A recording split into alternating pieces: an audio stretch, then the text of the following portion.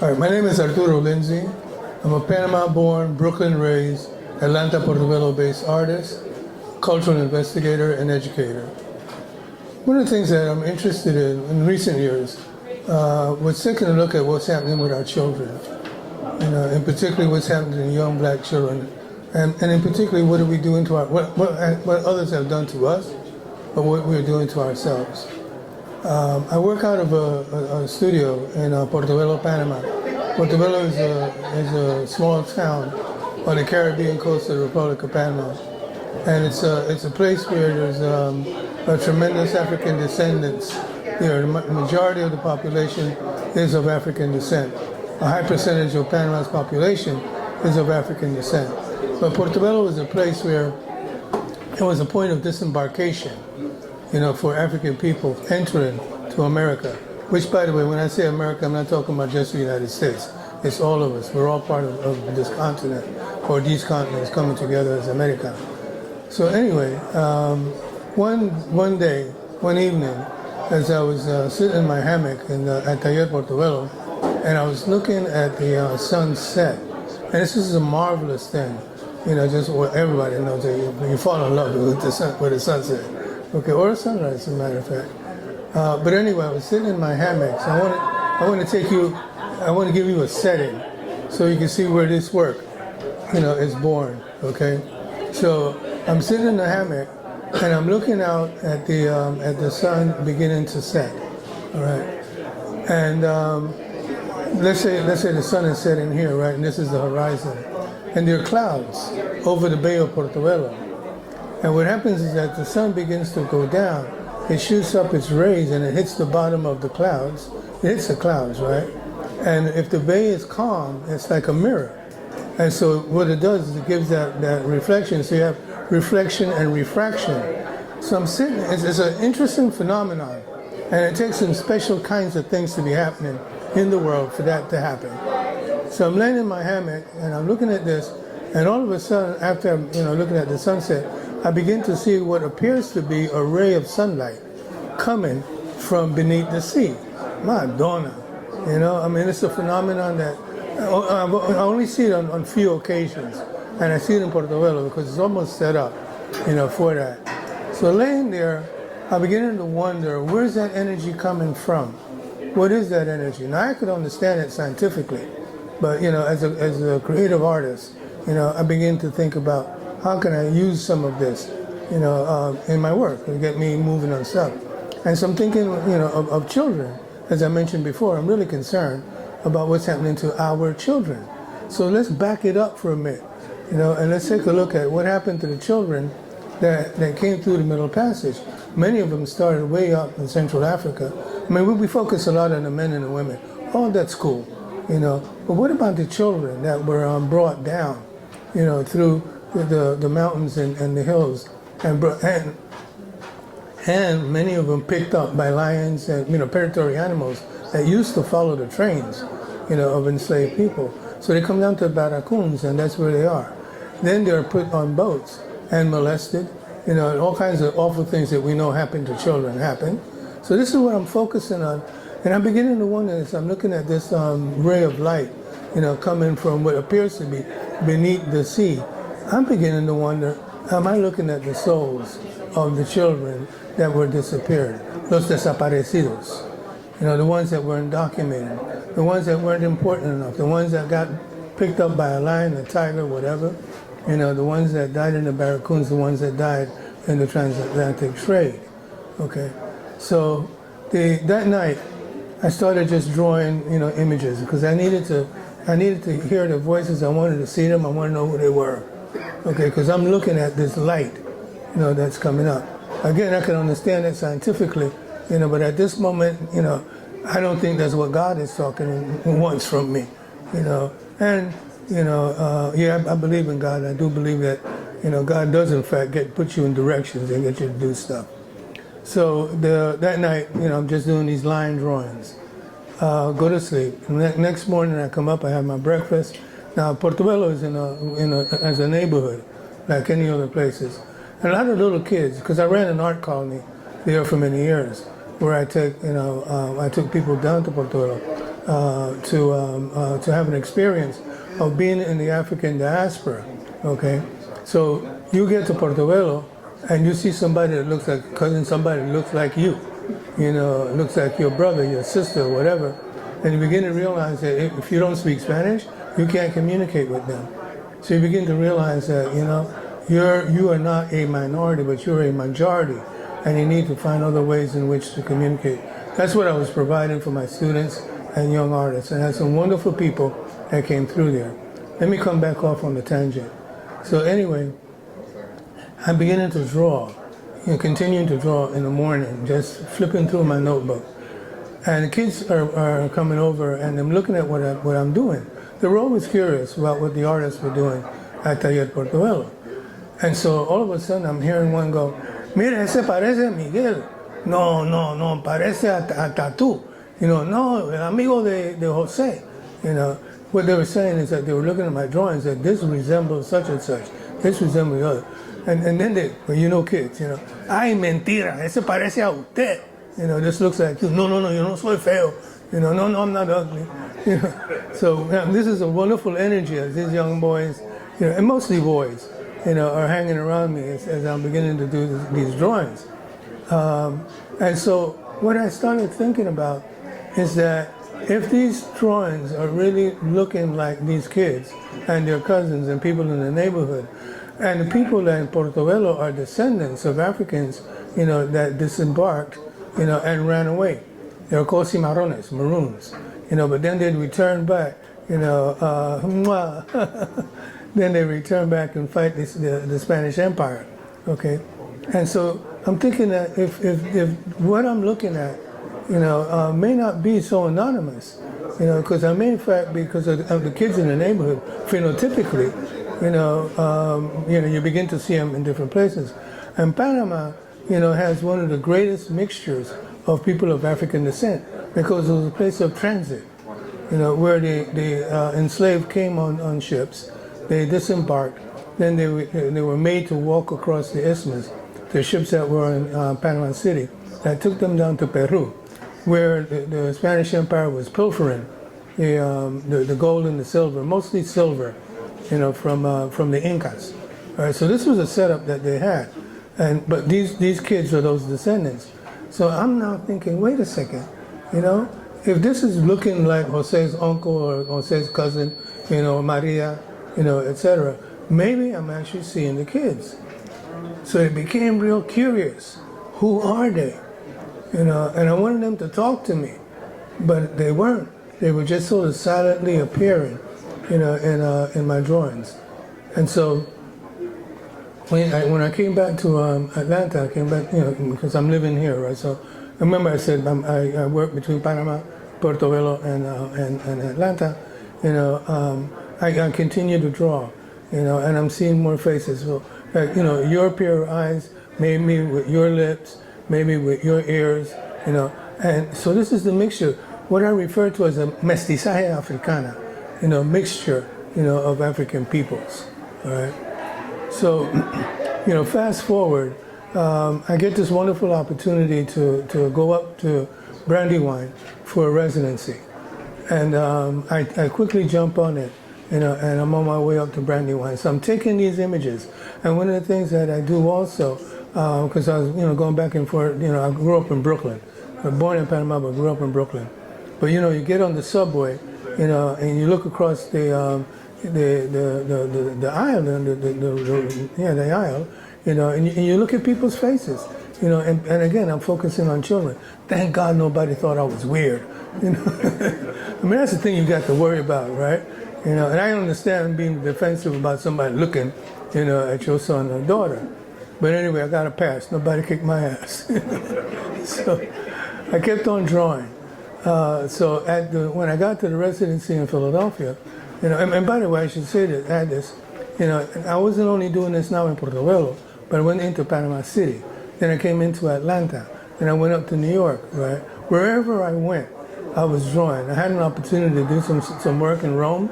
So I looked for black people in Rome, and they exist, and I took their faces as well, etc. Without going too far off, or Havana, in Cuba was another place that I went to. and found faces, eyes, nose, etc. All right, without getting too long-winded on this, it's in Philadelphia, I began to do these images, these faces, but now I wanted to put bodies on them, and oh my goodness, you should have asked me to shut off my phone. Sorry about that. That's it. Okay. So anyway,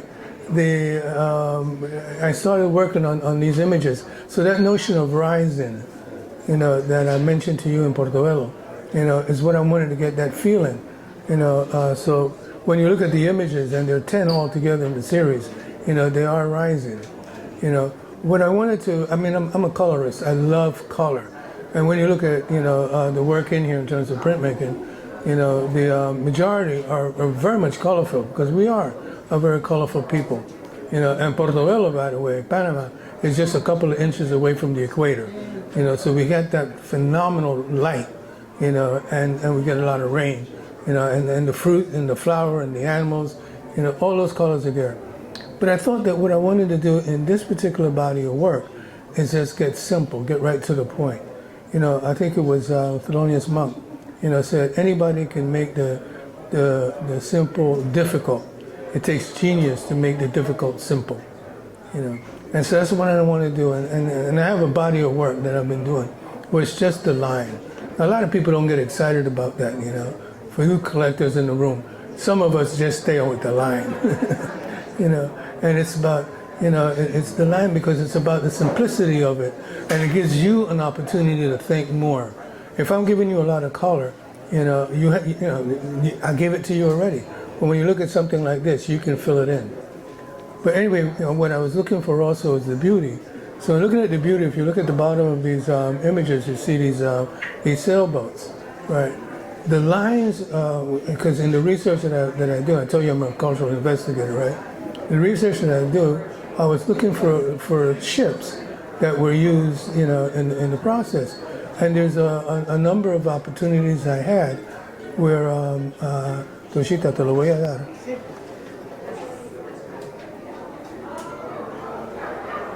Gracias. Anyway, and my apologies, for that. So anyway, I'm looking at the line drawings, for the sail ships and how to, get the places to quarter the enslaved, etc. And they're beautiful. If you didn't know what they were, they're beautiful. And I'm like, Madonna, so how do I work with that? So I decided to put it at the bottom of the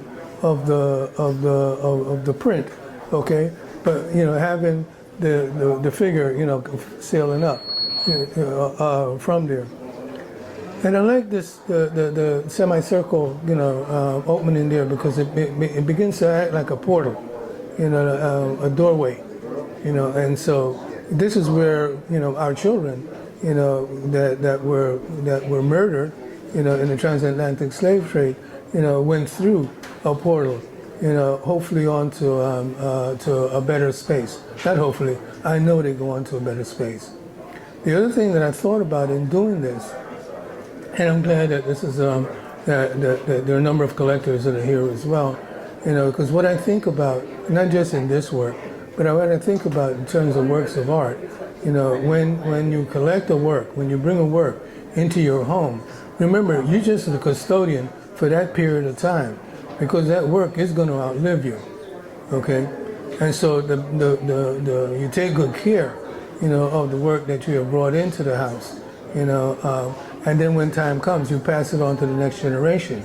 And when you're passing on a work of art to the next generation, you're telling that next generation, and make sure you give it to someone. Don't have to be a blood relative, or give it to a young person, okay? So that they can appreciate that, and you keep on going down that. What we are missing,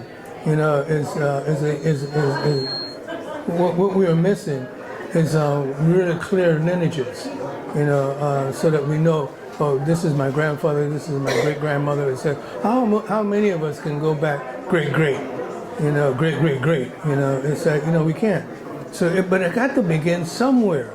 And by doing works of art, along with the wedding ring, along with the wedding dress, along with the other things. Hold on to things, you know, and write about them, you know. And so when you pass them on, you know, to the next generation, what you're doing is just sharing.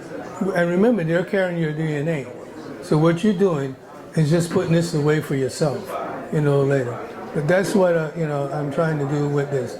It's a large edition. There are 80, you know, altogether. Brandywine kept 40, you know, and I have 40.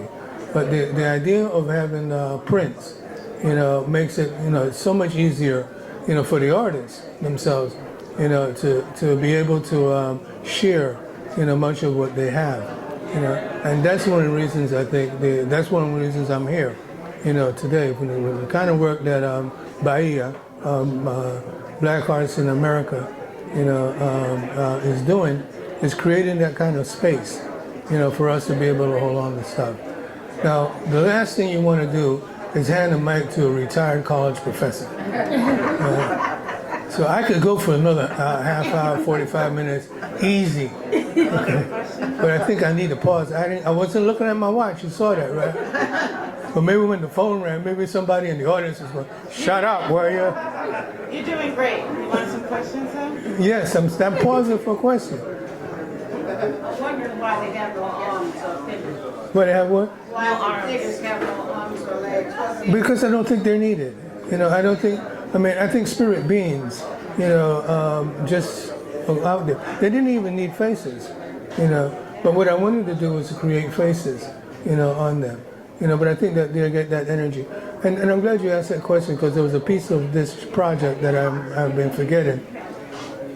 Once I got here, I could see them, but I didn't know much more about them. And, you know, they don't have hands, they don't have feet, you know, et cetera. You know, so I think that I feel my guardian angel when you know, he's around. And when she's around, I think there's more than one. I need help. You know, so I get several guardian angels, you know. So anyway, it's just about that. It's not having the necessity to do it. It can happen in our minds. Did that answer your question? Yes, it does. Okay. Can I add something to that? This is Tosha Grantham, who's an assistant that has been helping me with a number of projects. So when I see them and like looking at them and thinking about the childrenness of them, I've always seen them as being swaddled. Swaddled. You know, so it's not that they don't have arms and legs, but it's like there's protectedness around that. But then the other thing, Arturo has a body of work that's chrysalis series. And so as a cocoon, before becoming a butterfly, you're kind of in this tight package, and then you're freed from that. So the lack of arms, I've always read is that. So I think that's a really great question. Yeah. And notice what the black and white and the line does is that it opens up a whole lot of space, you know, for you to be interpreting it. And I encourage that. So let's say someone, you know, were to take one of these home, you know, with them and put them in their thing. I guarantee you, every day you look at it, you're going to see something different, you know. And the more, try to get away from this thing, and the more, and you can tell me stuff. I've had people, I run into people who tell me that they bought a work of art from me some 10, 12 years ago, whatever, you know, and says, you know, it's changed on me. I think it's more this, that, and the other. Fantastic. Okay. What about the symbol that you got? Which one is different? Ooh, thanks for asking. Again, the attractiveness of it. You know, I did a lot with iconography, okay, traditional iconography, but I also like the idea of creating my own, you know, or giving new meaning. So, in my research, I ran into a book that had brands. Brands, yeah. Could you imagine that? You know. And when you look at them, you see sometimes, you know, one thing, this could have been what looks like a cross and an M. Could have been an original brand. But then when someone purchased that individual, they put another something else on it. You know, but it speaks to, you know, the notion of us being, you know, shadowed. of our ancestors, being chatted, and so, but when you look at it, it's curious, it's mysterious, it's even beautiful, but what was the purpose? What was it all about? But on the other hand, you had many of the tribes that branded their own so that they could find their children if they were ever taken from them. Well, the scarification, About scarification. yeah, that puts you into a particular ethnic group.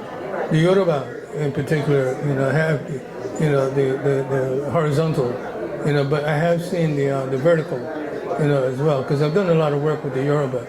Ubange, with things in the left, so to avoid enslavement. So people have done different kinds of things, hairstyles, but then in many occasions, hair was cut off, before you were taken to the ocean block, So yeah. Any other questions? Yes. I have two questions. Thank you for being here. It's an honor to be in your presence. Oh, you're so kind. I pay her, I'm sorry. It really is, given your depth of knowledge and experience and how you've talked to so many wonderful people. Thank you. The symbols on top, I want you to address the symbols on top. Okay. And then the second part, you brought up an interesting point about collectors, and I wanted to get your opinion about the role of collectors, Yes. especially now. Yes. Well, let me start with the collectors first and then go to the symbols. I remember what I mentioned before is I think what a collector does is just taking care of the object, for your lifetime. Okay? And that's significantly important, but you also have to pay attention to your will, and making sure that the objects that you're going to leave behind, because you're going to leave them all behind, is there a museum, is there a gallery, is there a library, is there a school, that you want to send it to, you do all those kinds of things, but all you are is just a guardian, a caretaker for that period of time. That's what I think collectors are. But further than that, it's for the children. And I'll give you a sidebar story and tell you, don't ask college professors, right? When I was teaching at Spelman, one of the classes that I taught was Survey Visual Arts, which was taking a look at, various, works of art, visual arts, and how they were made and what they did. But I used to push the class a bit. Because what I did is because I had friends, that were collectors, and I would call on a friend to see if I could bring my students over so that they can sit, in a space, with that energy, the ashe, the life force of the art, just, coming onto you. So one day, I'm at visiting Tamanika Youngblood. Some of you may know Tamanika and George. And Nika, the daughter, who was maybe about 7 or 8 years old at the time, came in running from school, right? Running upstairs, and she, hey, Arturo! And she ran up, and then she came running back down and said, Arturo! And she came running in because I've got these other students around me. And she jumps in my arm, I hug, and I knew Nika very well. I was very close friends with the family, and then Nika went on her way. And the next time I meet with my students, the thing that was impressing them most, was the fact that this kid knew an artist, knew an artist well enough, to go jump in his arms, So you see what I'm saying? I think that, you're passing, there's so much more, that you pass on. Let me come back and get the symbolism here. All right. I play around with changing traditional, symbols. So the one up here on the left, of course, you see the cross, the Roman Catholic, the Roman cross, But that face, I'm playing with that face, it could go either of two ways. It could either go to, elegua, which is, you have the two that is bifurcated, the two-way going. Anyway, elegua is probably the best one there. So I'm just looking at design, and how to work the lines. Anaforana, which is some African-derived, symbolism that you have, appears up in here. So I take them, sometimes use them directly as they are, and sometimes I change. If you see a body of my work, you might see, like, for instance, the series, Celestial Journey. You know, you may see like a formula, you know, written on the painting, and for me, what my thinking is, which is just as good just for my thinking, not yours, you know, is that the spirit of this child that has been murdered, you know, to have that spirit traveling, you know, in space, you know, looking for a portal, and there's a whole portal series, you know, and looking for the portal to go through, okay, and so when you look up on the side, it looks like formulas and things. I haven't a clue what any of that means, and people are always going, explain it to me, you know. Oh no. and then they think I'm playing, you know, I'm messing around or joking, but I'm not. You know, it's like I'm leaving open-ended things. I'm leaving things that are possibilities. I have no idea because I have yet to take the journey, you know, to take that celestial journey, you know.